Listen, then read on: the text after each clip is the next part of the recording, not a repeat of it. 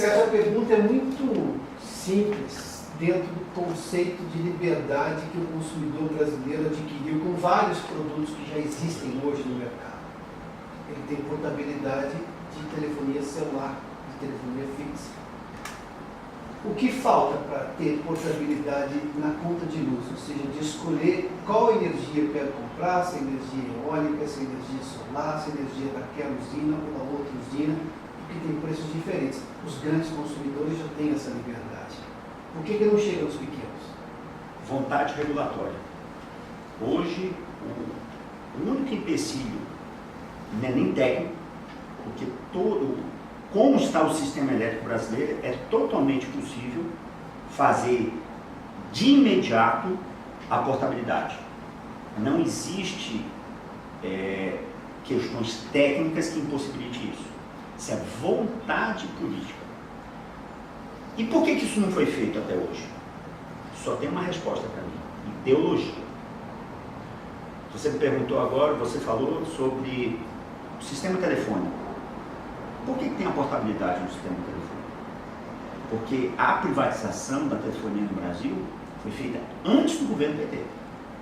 Se não houvesse a privatização no governo PSDB, se foi feita correta ou não, de que forma, mas foi feita, hoje não teria portabilidade também no sistema telefônico brasileiro.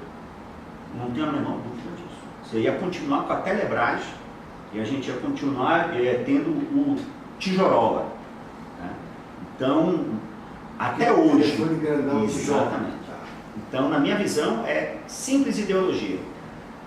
O que seria uma sociedade onde você teria maior pluralidade de investidores, de empresas, que era, né, a base de um socialismo econômico que se pregava anteriormente? Tudo foi ao contrário. Concentração, poucos e bons, né? Criou-se os verdadeiros bichos empresariais, Odebrecht, JBS, tá? Os CAP de Tuticap. Então, a única coisa que não responde hoje a por que ser possível a portabilidade no setor de energia é ideologia. E apoiado pelas grandes distribuidoras. Tá? Já vou voltar nas questões técnicas que obviamente passam pela cabeça do nosso espectador, mas não vou perder a questão ideológica. Eu tive uma mudança drástica de posição ideológica no meu governo agora, do que estava. Obviamente que eu já tive uma melhora de posições ideológicas com o governo Temer, mas eu tenho agora uma nova eleição que levou um novo pensamento ao mercado. O ministro da Economia é completamente liberal, vem de uma escola liberal. Eu tenho agora caminho aberto para vencer a barreira ideológica que relegou ao setor elétrico o atraso? Eu acho que há espaço, mas não está consolidado.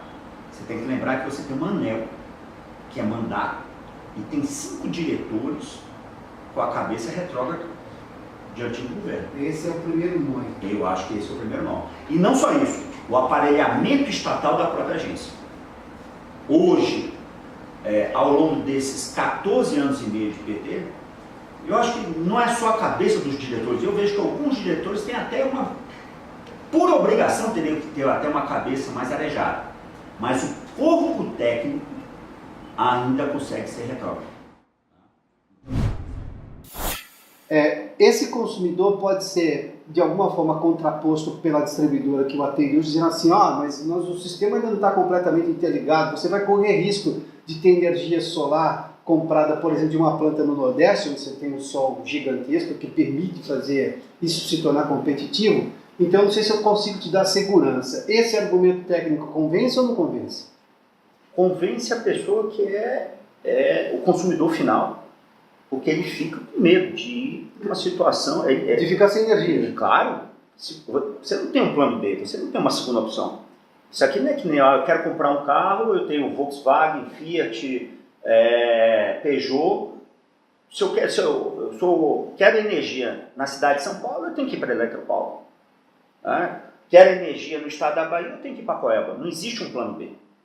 A questão da portabilidade, de você escolher seu fornecedor de energia, o cliente final, eu, você, o pequeno lojista, ou o grande lojista, ou uma rede de supermercado, não tem essa opção. E as distribuidoras sabem desse poder e usam ele. Tá? Então, a ameaça de desligar.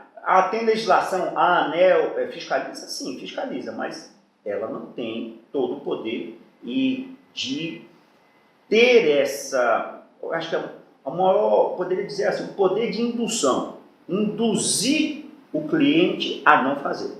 Eu acho que esse é o maior poder que as distribuidoras têm. Né? Mas tecnicamente haveria um risco para o consumidor. Vamos imaginar que nós abrimos essa possibilidade dele comprar energia de quem está ofertando energia limpa solar, por exemplo, de uma planta instalada no Nordeste brasileiro. Eu tenho a distribuição, obviamente, é feita pela Eletropaulo, no caso de São Paulo, pela CPFL em vários lugares do interior de São Paulo, só para pegar os casos assim que me vem à cabeça. Ele tem a garantia de, apesar de ele comprar desse fornecedor, mesmo que dê algum problema com esse fornecedor, seja um problema na linha de transmissão, ele vai continuar sendo assistido por esta operadora ou não? Se ele se tornar 100% livre, não. O que tem que haver um conceito é separar o que é fornecimento de energia, né? E esse eu acho que é um dos grandes paradigmas, né? Porque quando você vê a questão de energia, você liga diretamente à questão física, cabo, a energia que chega no meu cabo. É diferente do celular, porque você não precisa mais cabo, né? Virou rede. Então, todo mundo tem muito esse apego físico, né, cultural a rede à questão. passa na frente da sua casa. Então, o que tem que ser feito é regularizar, desconectar o que é físico, né, do que é transportável. São duas coisas totalmente distintas. Então, eu acho que... E qual é o ponto que as distribuidoras batem? Eu vim para o Brasil, investi aqui e comprei uma concessão. E essas concessões lá para o Dilma, na 579, algumas obrigando elas a baixar a tarifa, que acabaram aumentando depois, elas renovaram essa concessão. Então, para ter dinheiro para cobrir o déficit primário. Então, o que acontece? Hoje as concessionárias dizem, eu paguei por essa concessão, eu paguei pelo meu monopólio. É assim. Porque a expressão é essa, pagou monopólio. Eu paguei pelo meu monopólio. E que se lasque o cliente. Monopólio. O nome é monopólio. Portabilidade. É você, consumidor final, ter a capacidade de escolher de quem é o gerador que você quer. E o distribuidor ser obrigado a distribuir essa energia, chegar a você e você remunerar ele pelo transporte. É isso.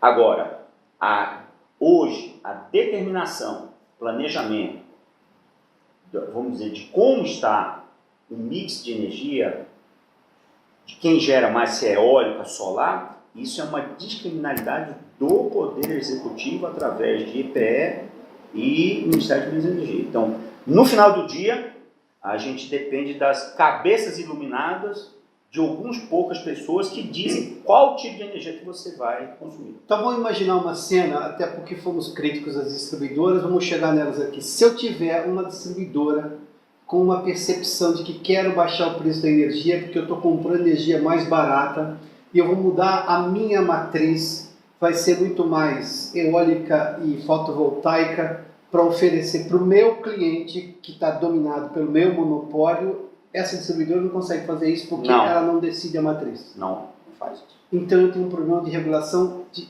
dentro do governo, primeiramente. Exatamente. Então, primeiro, você tem que hoje, a partir do momento... A matriz está estatizada ainda, então, é isso? Sim, sim. Agora, você tem que ver, quando você fala de energia livre, hoje existem dois modelos que convivem no Brasil, né? O ambiente regulado e o ACL, Ambiente de Contratação Livre. Que é o que as grandes empresas fazem. Que as grandes empresas fazem. Que é a ideologia que tem que se começar, porque refundar o setor elétrico é muito difícil. Né?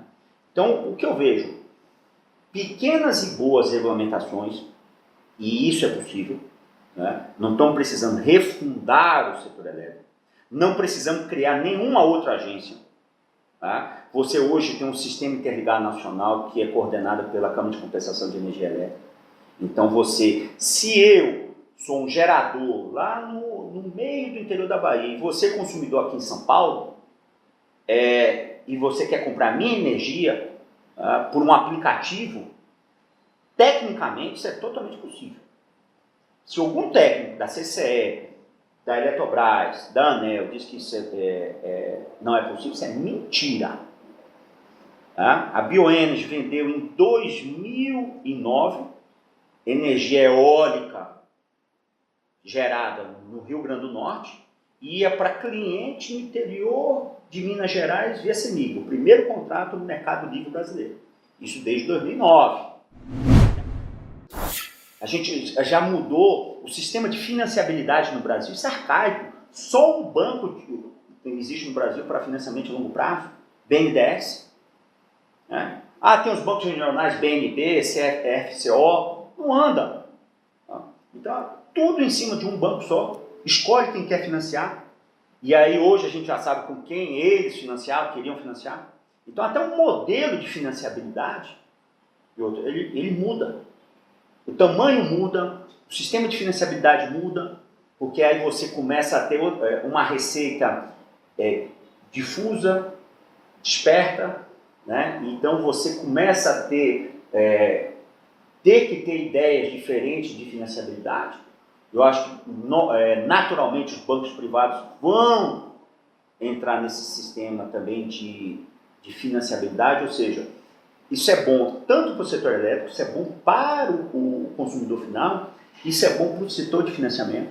Não dá mais para ficar nesse negócio, vai no leilão, vende lá 30 megas, é um projeto de 100 milhões, vai no BNDES, espera o financiamento, financia ou não financia. Então, na hora que você tiver a portabilidade, em pequenos projetos, você comprando pequenos volumes via aplicativo de celular, seja eólica, seja solar, você na realidade está incentivando a financiabilidade também de forma mais dispersa.